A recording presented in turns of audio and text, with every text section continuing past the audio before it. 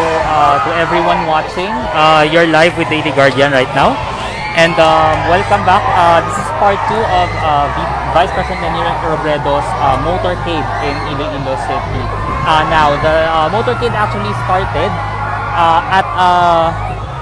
at Ungka in Haro, just near the border with the neighboring town of Pavia. So actually, we got cut due to technical difficulties, but now we are back for the live stream.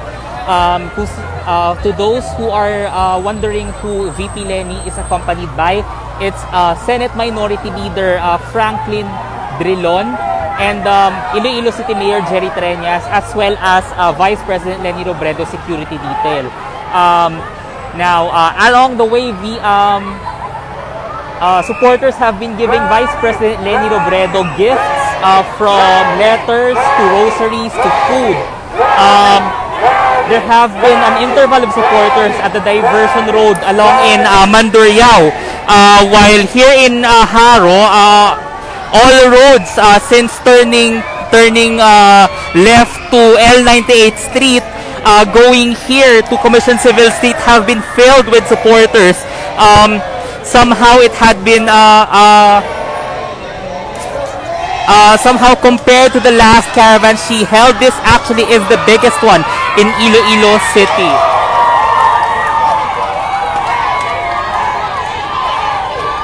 Now, we've seen supporters of Vice President Leni Robredo from all sectors. We have lawyers, doctors, senior citizens, persons with disabilities, and children as well. Actually, Ilonggos have also been bringing their dogs to the caravan. There were stationary caravans along the diversion road earlier, and now we are here at Commission Civil Street in Haro District in Iloilo City, where people are still anticipating to see Vice President Leni Robredo. For context, Senator Kiko Pangilinan is not present. We are told he is currently in Bacolod City waiting for her, but he was represented earlier at Pavia. You can see supporters here. As we are saying, Vice President Leni Robredo is here. Senator Kiko Pangilinan is being represented by his daughter, Frankie. And earlier in Pavia, they were Iloilo 2nd District Representative Michael Goriseta reaffirmed his endorsement of Leni Robredo. My apologies. As you can see here, very slow movement of traffic here at at the Commission Civil Street here in Haro. As compared earlier to the scene at the diversion road in Mandurriao, this is actually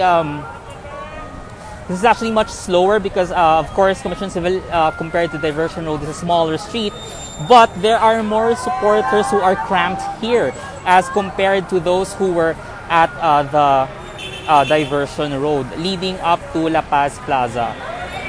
As you can see, Vice President Leni Robredo is still greeting a lot of supporters who are also in jeepneys.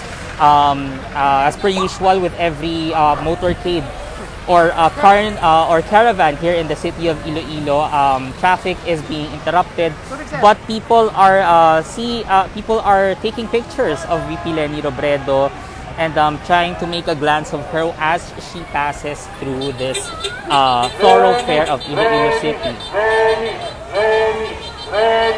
As you can see, Senate Minority Franklin Drilon is engaging the crowd they are passing by to shout chants of VP Leni. There are actually more supporters behind me. As we pass by, we will see them later. Mas marami pa pong supporter na makakasalubong si VP Leni along the way. Medyo punong-puno po ngayon ng Commission Civil Street.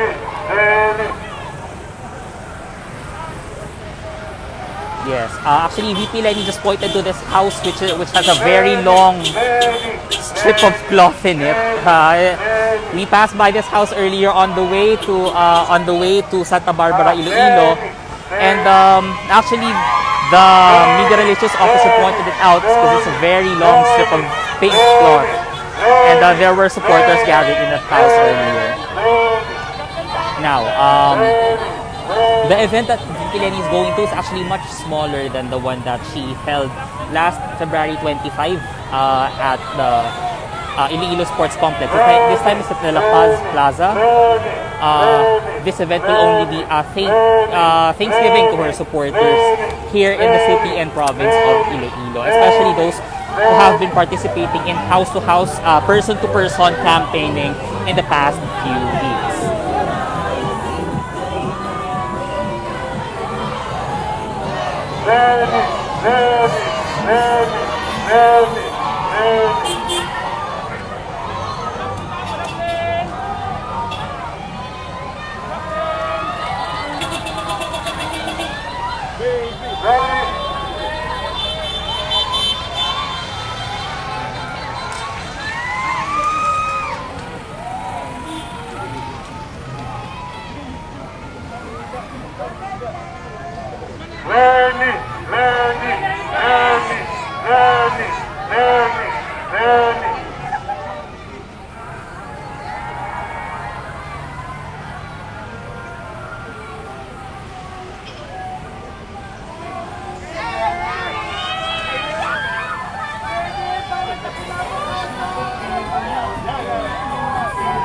Right here at the Colegio de San Jose, the song Hi Leni Tayo is being blasted. Colegio de San Jose actually expressed its support to Vice President Leni Robredo and Senator Kiko Pangilinan just this April.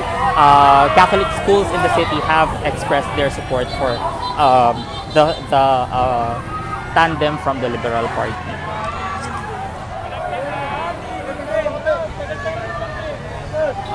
Right now here at the Commission Civil Street, the crowds they seem to have died down, but this is only because of the sunlight. Other crowds are actually waiting right past behind us. Later we will see them here at our live stream. If you can see the men in gray who are standing on the sides of the car, these are actually VP Leni security detail as Vice President.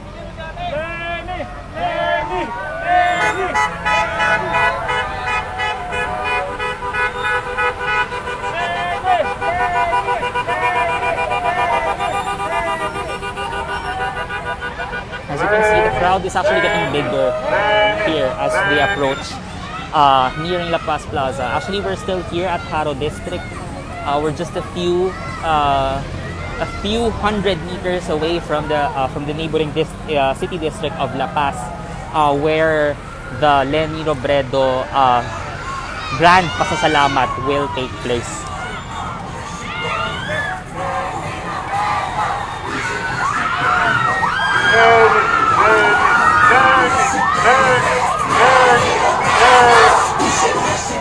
As you can see here, children of all ages are cheering on Vice President Leni Robredo.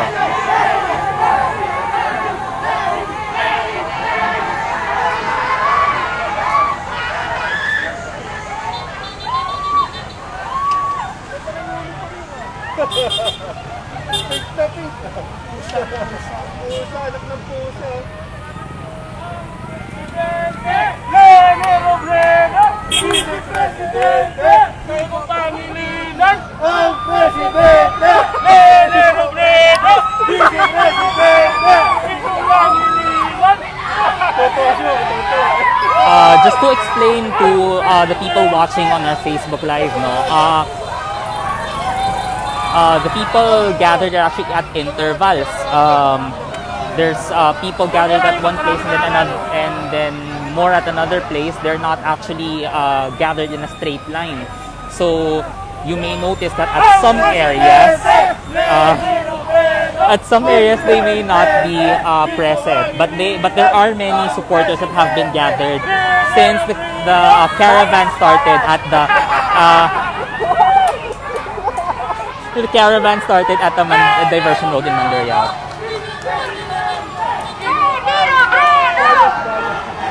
As we are speaking right now, there's also another political rally happening in the town of Gimbal.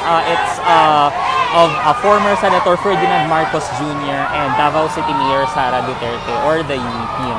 But this one we are covering right now, this is the live motorcade or caravan of Vice President Leni Robredo. This is actually her third stop in her whirlwind day-long tour of Western Visayas. Later, she will be traveling to the neighboring province of Negros Occidental, where she will be meeting with supporters as well as local leaders who have endorsed her candidacy for president in the 2022 elections.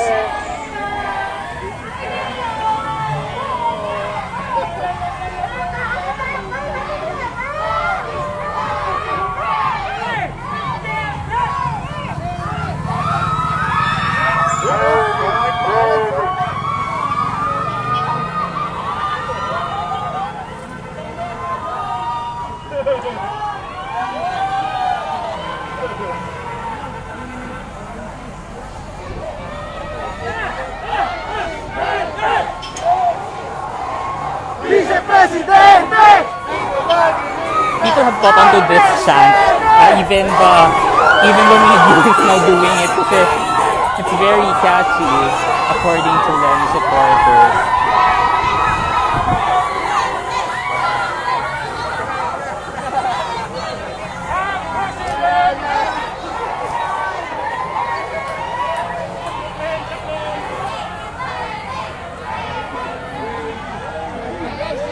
So we're actually still at Haro District. We're near the end of Haro District. We're actually closer to the Pasasalamat venue, which is at the La Paz Plaza. Now, the La Paz Plaza actually had started their program earlier at around 9 o'clock because they had to, of course, energize the crowd who were already there. There were already hundreds of supporters there, and we are expecting thousands more in today's event. Now, Robredo will only thank her supporters quickly because she has to proceed to Bacolod City after the event here in Iloilo City.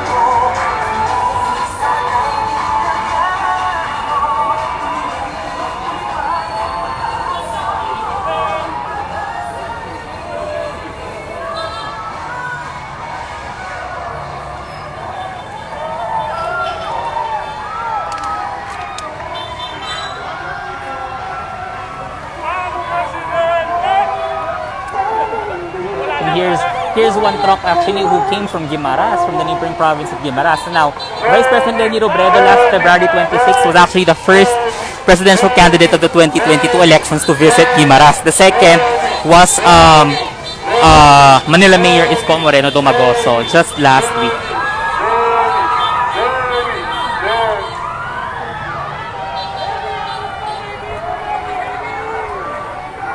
So we are now at La Paz District, near the Iloilo Science and Technology University. We're actually much closer to the venue at the La Paz Plaza.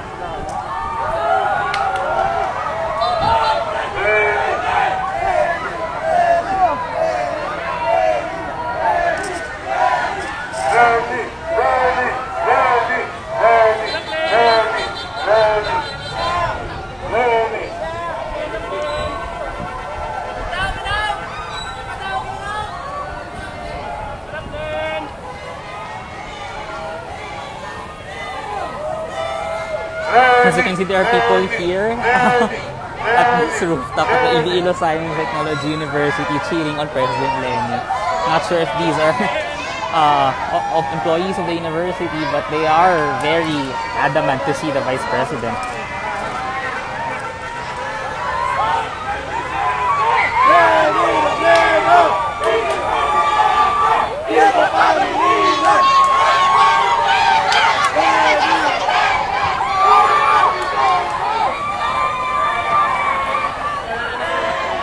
we have slowed down again, basically because the crowd here at the Iloilo Science and Technology University had grown. They probably had been waiting for about an hour for the Vice President.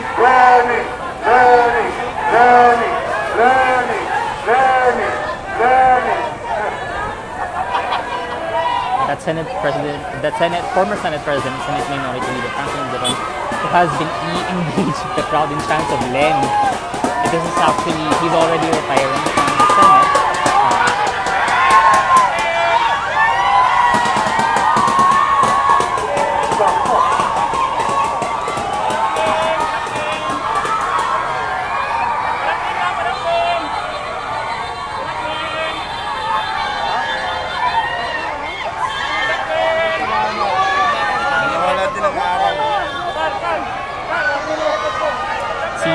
Since we're getting closer to the Paz Plaza, the crowd here is more stable now. There are much more people waiting behind us, basically because we're already close to the venue and the caravan is nearing its end.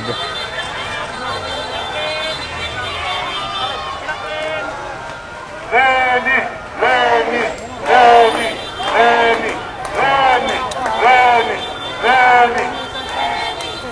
Why baka mo kumanyaga?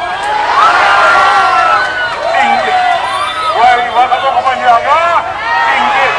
Leni, Leni, Leni, Leni, Leni. Senator Dulon actually just asked if they had their lunch, and people are saying that they have not had their lunch because they had to wait for Vice President Leni Robredo.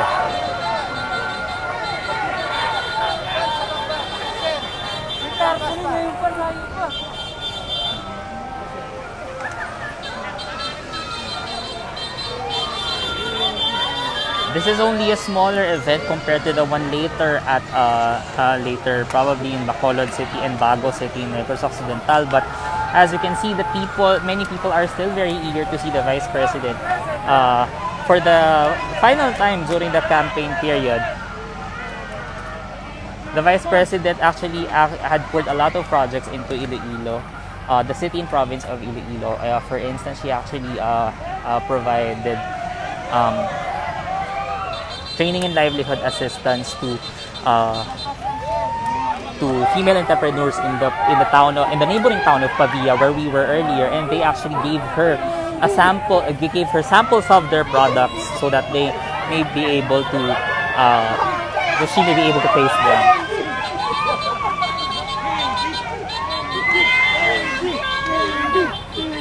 As you can see, hindi na nagkaubusan ng crowd dito sa La Paz. Marami pa pong naghihintay kay VP Leni habang papunta po ng La Paz Plaza. Yan na, Kili, sa may bandang gitna.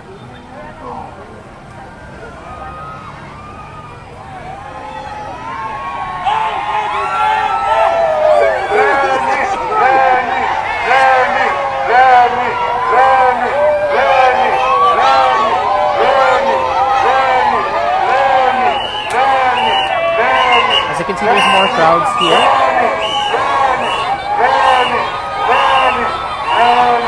Because we're already close, actually very, very close to the end of this caravan. La Paz Plaza Gym is only just a few steps away from this point where we are currently standing. We're currently standing in an elf truck, but that's beside the point.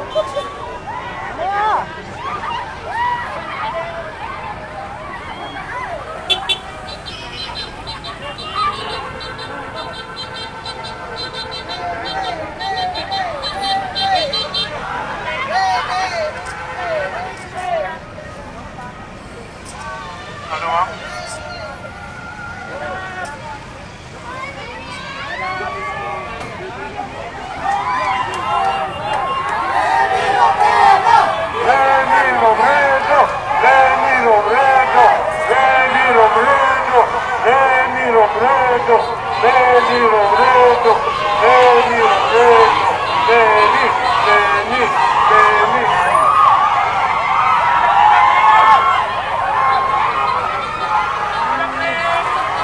Leni, Leni, Leni, Leni, Leni, Leni, Leni, Leni, Leni.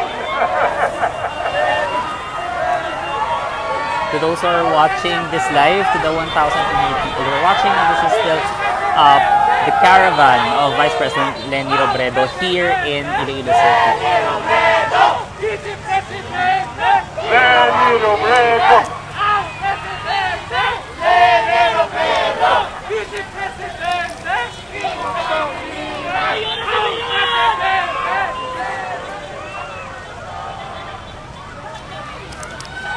Okay, so actually, if you're not seeing this, someone just gifted VP Leni Robredo with a paper mache house, together with a sticker of her and Senator Kiko Pangilinan. She's actually still greeting and waving and shaking hands with supporters.